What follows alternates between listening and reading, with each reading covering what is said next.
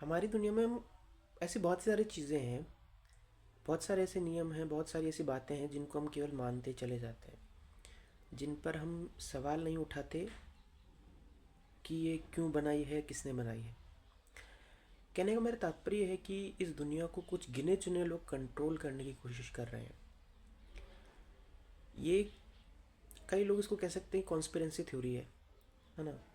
But इसके बहुत सारे सबूत हैं, या कहें कि ऐसे बहुत सारे सवाल हैं जिनके हमको जवाब नहीं मिलते हैं, तो हमको ये एक शक पैदा होता है कि कहीं ना कहीं इस दुनिया को कुछ गिने चुने लोग कंट्रोल करने की कोशिश कर रहे हैं। कहने का मतलब मेरा ये है, जितना भी हमारा जो पॉलिटिकल सिस्टम है दुनिया भर का, एजुकेशन सिस्टम है, जितना ये जो हमारा एजुकेशन सिस्टम, पॉलिटिकल सिस्टम और दुनिया भर का ये जो भी वर्ल्ड वाइड आप देखो सिस्टम में जो चल रहा है, कहीं ना कहीं ऐसा लगता है कि कोई इसको कंट्रोल कर रहा है। क्योंकि सेम पैटर्न दुनिया भर में, एक देश में जो पैटर्न फॉलो हो रहे हैं वही दूसरे देश में हो रहे हैं, वही एक तीसरे देश में होते हैं। एक देश गुलाम होता है, एक देश को लोन दिया जाता है, वो गुलाम हो जाता है, मजबूर हो जाता है। ऐसा ही दूसरे देश के साथ होता है।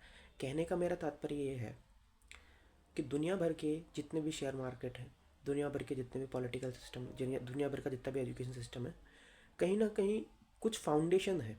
जैसे एक रॉकर फेलर फाउंडेशन है जो दुनिया का सारा एजुकेशन सिस्टम, फार्मास्यूटिकल सिस्टम, जो जितना भी मेडिकल से रिलेटेड नॉलेज है, कैसा होना चाहिए, क्या होना चाहिए, पूरा जो कंट्रोल है वो रॉकर फेलर फाउंडेशन के पास में है। अब आप सवाल उठाएं कि रॉकर फेलर फाउंडेशन को कौन चलाता है, कौन कंट्रोल करता है। तो एक रॉकर फेलर नाम का एक व्यक्ति था, जॉन डी रॉकर फेलर। उसने बहुत करप्ट तरीके से पैसे बनाए अमेरिका के अंदर। ये व्यक्ति था, बहुत करप्ट तरीके से उसने पैसे बनाए, और उसने एक जंजाल बना लिया। पूरे पॉलिटिशियंस को, अमेरिका के पॉलिटिशियंस तक को उसने खरीद लिया और बहुत सारी चीज़ें। बट ये जो बिजनेसमैन है, ये भी किसी ना किसी के कंट्रोल में है। ये इकलौता रॉकफेलर फाउंडेशन नहीं है, ये सबसे बड़ा फाउंडेशन है। ब्लैक रॉक जैसी कंपनीज को भी कहीं ना कहीं ये रॉकफेलर फाउंडेशन ही चलाते हैं पीछे से। बट ये जो लोग हैं, ये बड़े बिजनेसमैन हैं, ये भी पीछे कहीं ना कहीं कोई इनको कंट्रोल करता है। तो कौन कंट्रोल करता है? वेटिकन सिटी में बैठे पोप। जी हाँ, वेटिकन सिटी में बैठे पोप कहीं ना कहीं दुनिया पर इन्फ्लुएंस डाल रहे हैं। इसके बहुत सारे सबूत मैं आपको दे सकता हूँ। सबूत देने की ज़रूरत नहीं है, आप खुद अपने आसपास देखिए। आज हम बेसिकली इन्हीं चीज़ पर बात करेंगे कि ये जो वेटिकन सिटी के पोप हैं कैसे दुनिया को कंट्रोल कर रहे हैं, क्या चीज़ को कंट्रोल कर रहे हैं, क्या चीज़ हमको बदलनी ज़रूरी है। देखिए, हमारा एजुकेशन सिस्टम है। आप देखिए, एजुकेशन सिस्टम में हमको क्रिश्चियनिटी के द्वारा के नाम पर किए गए क्राइम कभी नहीं पढ़ाए गए। क्रूसेड्स का जो युद्ध था, क्रूसेड्स का जो वार था, वार नहीं था बेसिकली, एक दंगा था 9वीं 10वीं सदी में हुआ, जिसमें कई क्रिश्चियंस ने कई मुसलमानों का कत्लेआम किया, कई यहूदियों का कत्लेआम किया, लेकिन वो इतिहास दबा दिया गया है। वो इतिहास एक बहुत बड़ी घटना थी, उसको बहुत छोटी घटना के तौर पे या तो छुपा दिया गया, दबा दिया गया है, और उसको मैनिपुलेट कर दिया गया है।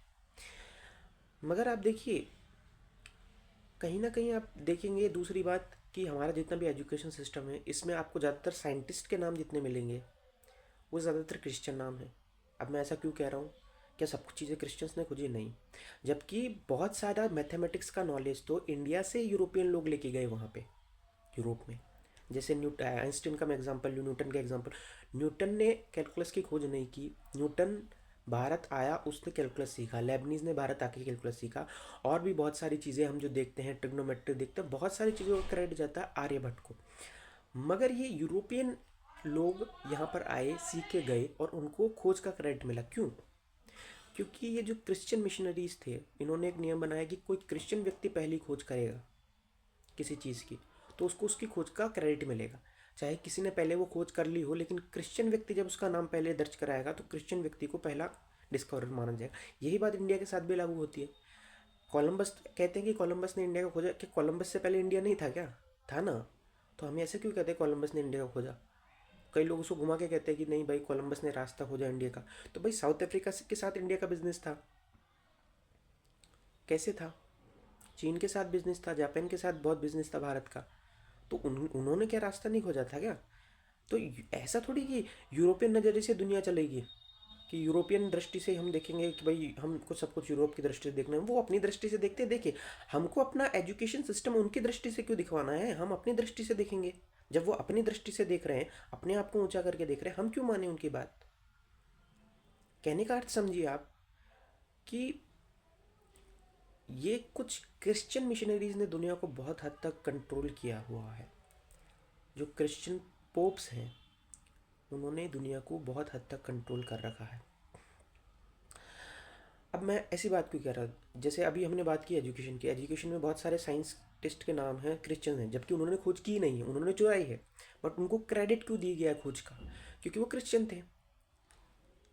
ऐसे ही इंडिया की खोज कोलंबस ने नहीं की।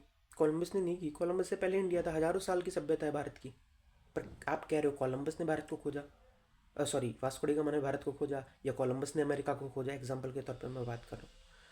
तो ये कहना ये कितना मूर्खतापूर्ण लगता है। इसका मतलब हम कहीं ना कहीं कंट्रोल्ड है, हमारा माइंड को कंट्रोल कर रहा है, हमारे साथ गेम खेला जा रहा है। एजुकेशन के नाम पर हमको मैनिपुलेट किया जा रहा है। हमको कहा जा रहा है हमको एजुकेशन दी जा रही है, लेकिन एजुकेशन के नाम पर हमारे दिमाग में बहुत सारी झूठी बातें भर दी गई है, बहुत सी बकवास भर दी गई है, और उसको हम ज्ञान समझ के रटते हैं, सोचते हैं कि हम बड़े ज्ञानी हैं, हम बड़े पढ़े लिखे हैं। लेकिन हम कहीं ना कहीं कंट्रोल में है किसी ना किसी के। अब मेन कंट्रोल जो है वो क्रिश्चियन मिशनरीज़ का, क्रिश्चियन पोप्स का है। उनका मेन एजेंडा है पूरी दुनिया को क्रिश्चियनिटी में कन्वर्ट करना, और इस एजेंडे को अभी तक समझ भी नहीं पा रहे हैं लोग। आप देखिए कि हमने एजुकेशन के ऊपर बात की, अब लेकिन अब ये रॉकफेलर फाउंडेशन की हम बात करते हैं। एक बात मेरे दिमाग में आई, बताना ज़रूरी है, आप खुद भी सर्च कर सकते हैं।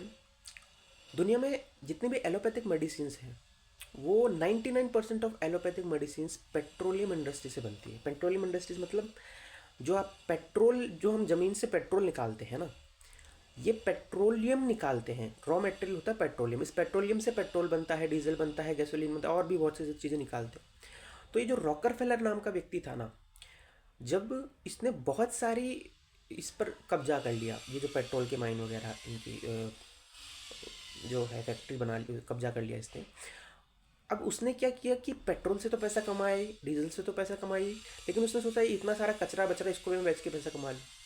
उसने क्या किया, एक रिसर्च विंग खोल दिया, एक डिपार्टमेंट खोल दिया रिसर्च के लिए, कि इस पेट्रोलियम से जो भी चीज़ बन सकती है उसको बनाओ और उसको बेचो। तो इस पेट्रोलियम से ही प्लास्टिक बनता है, तो उसने प्लास्टिक को दुनिया भर में फैला दिया, ये प्रचार करके प्लास्टिक रिवोल्यूशनरी है, प्लास्टिक वाटरप्रूफ है, तो ये हो जाएगा। लेकिन उस प्लास्टिक ने जितना इस दुनिया को नुकसान किया है, एक रॉकरफेलर फाउंडेशन को पैसा देने के चक्कर में इस दुनिया में कितना प्लास्टिक ने पॉल्यूशन मचा दिया है, जो हज़ारों साल में भी क्लीन नहीं हो सकता। आप सोचिए, ये एक नैरेटिव सेट किया गया, हमको नैरेटिव सेट कर दिया, प्लास्टिक भगवान है, ये है, वो है।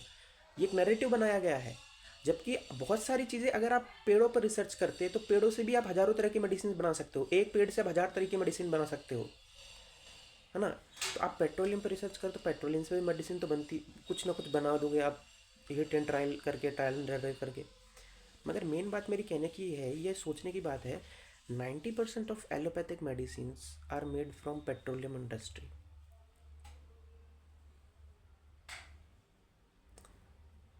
पेट्रोलियम इंडस्ट्री से बन रही है, ये सोचने की बात है। क्या दवाई का मतलब ये है कि जो पेट्रोल से बनेगी वही दवाई है?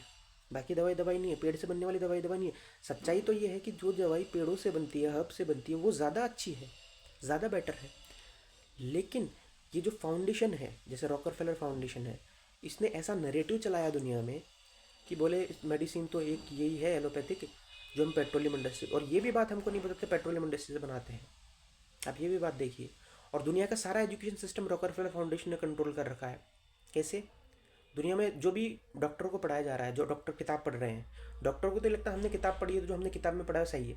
लेकिन मैं कहूँगा डॉक्टर ये सवाल क्यों नहीं करते किताब को अथॉरिटी कौन दे रहा है? आप उसकी डीप में जाओगे, आपको मिलता है रॉकरफेलर फाउंडेशन इसको कंट्रोल करता है। और रॉकरफेलर फाउंडेशन कंट्रोल करके क्या करता है, अपनी ही बना बनी हुई दवाई को ज़्यादा अच्छा बताएगा, अपनी ही दवाई को लिखेगा। तो आप सिलेबस में वो जो चीज़ पढ़ोगे आपको लगेगा नहीं, बुखार का एकमात्र इलाज पैरासीटामोल है। और पैरासीटामोल बनती कहाँ है? पैरासीटामोल का पेटेंट किसके पास है? ये खोजो आप।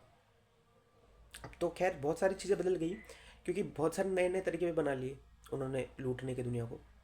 कहने का अर्थ ये है, चाहे फार्मास्यूटिकल इंडस्ट्री आप ले लो, चाहे आप टेक्सटाइल इंडस्ट्री ले लो, टेक्सटाइल इंडस्ट्री में भी इन्होंने क्या किया, ये जो आर्टिफिशियल ये जो उन्होंने फाइबर बनाने शुरू कर दी, ये भी प्लास्टिक ही है बेसिकली, इसको फाइबर बोलते रहो आप, लेकिन ये भी पेट्रोलियम इंडस्ट्री की मदद से बन रहे हैं। तो चाहे वो टेक्सटाइल इंडस्ट्री हो, चाहे वो आपकी फार्मा इंडस्ट्री हो, चाहे आपका एजुकेशन सिस्टम हो, चाहे आपका हेल्थ केयर सिस्टम हो, हर जगह रॉकफेलर फाउंडेशन ने कब्जा करने के लिए क्या किया, अपना पूरा पहले तो पॉलिटिकल सिस्टम खरीदा, अपने हिसाब से एजुकेशन सिस्टम बनाया, ताकि जो उस सिस्टम से पढ़ के निकले जो बच्चे, उनका दिमाग कहीं ना कहीं इनडायरेक्टली उनके कंट्रोल में होगा। समझ रहे हैं बात? पूरा एजुकेशन सिस्टम आप देखिए मैनिपुलेटेड है। पूरी आप साइंस की मैथमेटिक्स की किताबें उठा के पढ़िए, सब में नाम है, आपको वेस्टर्न नाम मिलेंगे। आर्यभट्ट ने खोजा, लेकिन क्रेडिट दिया जा रहा है किसी न्यूटन को, किसी आइंस्टीन को, किसी लेबनीज को। इस तरह की बहुत सारी चोरियाँ उन्होंने की है, और उनको क्रेडिट देने का एक सबसे बड़ा कारण है कि वो क्रिश्चियन थे। ये कारण नहीं, उन्होंने खोजा भी नहीं है, पहली खोज उन्होंने नहीं की, उन्होंने सीखा है। उन्होंने खुद से खोजा होता तो भी खोज मानते, उन्होंने तो सीखा, लेकिन चूंकि वो क्रिश्चियन थे इसलिए उनको खोज का पहला इनाम मिल गया कि तुमको पहले डिस्कवरर का टैग मिल जाएगा। ये एक बहुत बड़ा स्कैम चल रहा है, और इसको कोई पता नहीं समझ पा रहा है भी नहीं। बहुत से कम लोग हैं जो इसको फिगर आउट कर पाते हैं, और कई लोग जो फिगर आउट कर भी पाते हैं उनकी कहीं ना कहीं आवाज़ को दबा दिया जाता है। जैसे एक हमारे देश के एक बड़े विद्वान व्यक्ति थे राजीव दीक्षित जी, हमारे देश के एक बहुत बड़े एक धर्मगुरु थे ओशो रजनीश जी। उन्होंने ऐसी बहुत सारी बातों को छेड़ा, बहुत सारी बातों को समाज में लेके आए, और समाज को जब पता लगना शुरू हुआ, उससे पहले ही कुछ ना कुछ उनके साथ ऐसी घटना हो गई। तो कहने का तात्पर्य यह है कि कहीं ना कहीं हम पर कोई कंट्रोल करने की कोशिश कर रहा है, और हमको इस कंट्रोल से बाहर आना है। हमको अपने एजुकेशन सिस्टम को आज़ाद करना है ना, इन फाउंडेशन वगैरह से। हमको अपने हेल्थ केयर सिस्टम को आज़ाद करना है। मेन हमारे दो एजेंडे, दो एम होने चाहिए। पहला तो हमारा एजुकेशन सिस्टम आज़ाद हो, हमारा हेल्थ केयर सिस्टम आज़ाद हो। हम जो दवाइयाँ ले रहे हैं ना, वो सारी 99% पेट्रोकेमिकल इंडस्ट्रीज से बन के आ रही है। वो हमारी बॉडी के लिए क्या ठीक है क्या? लॉन्ग टर्म के लिए नहीं है। लेकिन नैरेटिव सेट किया गया है कि दवाई है तो एलोपैथिक है, नहीं तो नहीं है। जबकि इलाज पेड़ पौधों से भी होता है, हब से भी होता है, और भी बहुत सारी चीज़ों से होता है, और भी बहुत सारे तरीके हैं इलाज करने के। ये नहीं कहना कि आयुर्वेद एक तरीका है, नहीं। चाइना के पास भी 100 उपाय, बहुत से अलग अलग तरीके हैं, और वो अपना फॉलो भी करते हैं, सम्मान भी करते हैं अपने उस सिस्टम का। मगर कहने का अर्थ क्या है, हमको कोई ना कोई कंट्रोल कर रहा है। हमारे एजुकेशन सिस्टम को, हमारे हेल्थ केयर सिस्टम को, पूरी दुनिया को कंट्रोल कर रहा है। हमारे पॉलिटिकल सिस्टम को भी कंट्रोल कर रखा है। डेमोक्रेसी एक पाखंड है, डेमोक्रेसी भी एक दुनिया को कंट्रोल करने का तरीका है। क्योंकि जब कोई राजा राज करता है ना, तो सिंपल सी बात दिखती है, राजा कोई गलत काम करेगा तो उस पर हम उंगली उठा सकते हैं। डेमोक्रेसी में कोई करप्शन कर रहा है, किस पे उंगली उठाओगे आप? वो किसी और पे उंगली उठाएगा, वो किसी और पे। और जिस नेता को आपने चुना है, आपने खुद नहीं चुना है, तो ब्लेम आप पे शिफ्ट हो जाएगा, आपने नेता क्यों चुना? तो ये एक तरीके से गेम खेला गया लोगों के साथ, आम जनता के साथ, कि आम जनता सवाल ना उठा पाए। आम जनता को ऐसा एहसास दो कि तुम ही तो चुन रहे हो अपना नेता, लेकिन वो नेता कंट्रोल है किसी बिजनेसमैन के हाथ, किसी बड़ा रॉकफेलर फाउंडेशन के हाथ में उस कंट्रोल है गवर्नमेंट का। पर हमको ये भ्रम है, चाहे कोई सी भी गवर्नमेंट बिठाओ, किसी भी व्यक्ति को बिठाओ, सिस्टम जिस हिसाब से चल रहा है वो ऐसी कई रॉकफेलर फाउंडेशन जैसी कई जो है उनके कंट्रोल में है। दुनिया भर का, सिर्फ भारत की बात नहीं है, अमेरिका की बात नहीं, दुनिया भर की बात है ये। तो मेरा एक यही एक सवाल है कि क्या हम ये जो चीज़ कर रहे हैं, तो दो चीज़ों पर मेरा फोकस है। बाकी बाकी भी बहुत सारी चीज़ें हैं जिनके बारे में हमको पता भी नहीं है। हम और खोज करने जाएंगे तो शायद हमको पता लगे नई नई बातें। मगर ये जो दो चीज़ें हैं, दो सेक्टर हैं, एक तो हमारा एजुकेशन सेक्टर और एक हेल्थ केयर सेक्टर, इनको हमको आज़ाद करना पड़ेगा। क्योंकि शिक्षा और स्वास्थ्य, इनके साथ कभी खिलवाड़ नहीं करना चाहिए। और ये जो गवर्नमेंट की हम बात करें, क्या डेमोक्रेसी ठीक है कि नहीं है, तो क्या हम राजशाही शासन लेके आए? नहीं, ऐसा भी नहीं है हम राजशाही शासन लेके आए, लेकिन हम कुछ नया तरीका तो खोज सकते हैं। कम से कम राजशाही शासन का एक फ़ायदा तो है कि हम राजा पे उंगली उठा सकते हैं कुछ गलत काम होता है तो, और राजा को अपनी जिम्मेदारी होती है कि नहीं, हाँ कुछ गलत होगा तो मेरे ऊपर उंगली उठेगी, तो वो गलत होने नहीं देगा। डेमोक्रेसी में तो एक हिपोक्रेसी चलती है कि सारा कंट्रोल बिजनेसमैन के हाथ में है, सारे राजनेता बिजनेसमैन कंट्रोल करते हैं। और बिजनेसमैन अपने हिसाब से मैनिपुलेट करते हैं सिस्टम को, अपने हिसाब से पॉलिसियाँ बनवाते हैं जो उनको सही लगे, जैसा उनको पैसा खाना है, कुछ भी अपने हिसाब से बना देते हैं बड़े बड़े जो बिजनेसमैन लोग। तो ये हमको समझना पड़ेगा, कुछ ना कुछ हमको इस बारे में कहीं ना कहीं आवाज़ उठानी पड़ेगी, हमको संगठन बनाना पड़ेगा, इस बारे में बात करनी पड़ेगी, खुल के चर्चा करनी पड़ेगी। मेडिसिन के ऊपर हमको चर्चा करनी पड़ेगी, आखिर मेडिसिन बन कैसे रही है। हमको पता ही नहीं होता कि मेडिसिन बनती कैसे है, हमको बताया ही नहीं जाता है ना। मेडिसिन के पीछे नाम दे दिए गए लेकिन हमको समझ नहीं आते, आम जनता को समझ में कैसे आए। हमको गवर्नमेंट से ये उम्मीद करनी चाहिए या हमको गवर्नमेंट से मांगना चाहिए कि यार भारत की जनता को ये समझ में तो आए, पता तो चले कि जो मेडिसिन हम ले रहे हैं वो बनती कैसे है, वो बनती कैसे है, वो भी हमको नहीं पता है। और क्या सिर्फ वो जो मेडिसिन एलोपैथी के नाम पे बन रही है वही हमारे लिए फ़ायदेमंद है, बाकी सब नुकसानदायक है क्या? नहीं। और हमारे एजुकेशन सिस्टम में आप केवल किसी क्रिश्चियन मिशनरीज़ को या किसी क्रिश्चियन व्यक्ति को ही क्यों आप लेबल दे रहे हो कि वो पढ़ा लिखा? ये मतलब कहने का मतलब कि वो क्रिश्चियन व्यक्ति है, आइंस्टीन है, न्यूटन है, उसने खोज दिया है, आइंस्टीन आई एम सॉरी योगी है। ये बाद में बहुत सारी चीज़ें चेंज हुई, बट जो पहले का टाइम था, रेनेसेंस का जो मेन टाइम था, उस तक तो क्रिश्चियन लोगों को ही क्रेडिट मिलते थे सारे, 16वीं सदी तक। तो बाद में कई यहूदी लोग आए, उन्होंने साइंस में तरक्की की आगे जाके। मगर कहीं ना कहीं ये चीज़ें समझ में आती है, विज्ञान गणित भारत से सीखा गया यूरोप के द्वारा, पर यूरोप ने खुद को क्रेडिट दिया। और उसके पीछे कारण क्या था, एजेंडा क्या था? वो ये दिखाना चाहती थी क्रिश्चियन लोग सुपीरियर हैं, क्रिश्चियन लोगों को क्रेडिट मिलना चाहिए पहले खोज का, है ना। दूसरी चीज़ ये कि क्या ये सवाल हम सबके मन में होना चाहिए, क्या वेटिकन सिटी में बैठे पोप हमको कंट्रोल कर रहे हैं, हमारी एजुकेशन सिस्टम को कंट्रोल कर रहे हैं? हम आज के समय जो कैलेंडर फॉलो करते हैं, आप सोचिए ज़रा, हम कहते हैं ये 2026वां साल लगने वाला है। 2026 का मतलब क्या है? 2026 का मतलब है जीसस क्राइस्ट को मरे 2026 साल हो गए। हम क्रिश्चियन थोड़ी हैं, तो हम उस कैलेंडर को क्यों मान रहे हैं जब हम क्रिश्चियन नहीं है? तो हम भारतीय कैलेंडर को क्यों नहीं मानते? ज़रा आप सोच के देखिए इस बात को। हम क्रिश्चियन नहीं है, क्रिश्चियन कैलेंडर को क्यों मान रहे हैं? ये एक सोचने की बात है। और देखिए, कहीं ना कहीं हमको कंट्रोल किया जा रहा है, कोशिश तो की जा रही है कम से कम बहुत हद तक कंट्रोल करने की। और इन दो मुद्दों पर हमको काम करने की ज़रूरत है, एक तो एजुकेशन और दूसरा हेल्थ केयर। धन्यवाद।